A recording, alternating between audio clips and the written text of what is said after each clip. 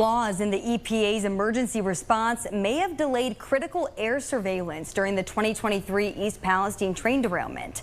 That's according to a new report, which finds the agency followed its own rules, but that those rules were unclear and not everyone knew how or when to act.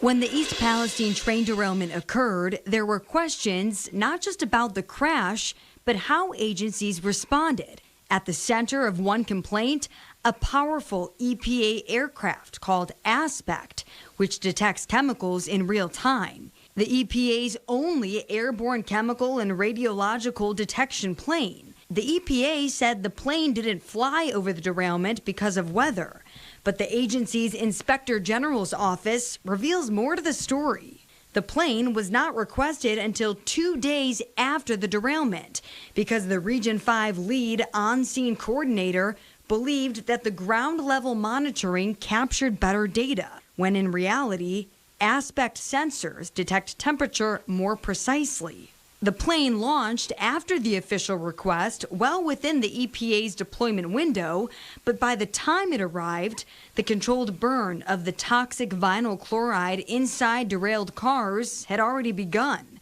That burn was later found unnecessary as temperatures weren't rising inside the cars as thought. The issue wasn't the speed of the plane, but instead lack of awareness to request it sooner. The report says procedures that were in place lack clarity and remain largely unknown, and that limited awareness or use of the full range of Aspect capabilities could negatively impact emergency response decision-making. The EPA Inspector General now recommends formal written deployment procedure of the federal EPA and to train all on-scene coordinators to avoid similar confusion in the future.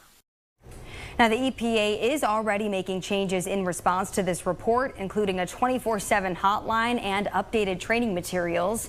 All changes are expected to be in place by 2026.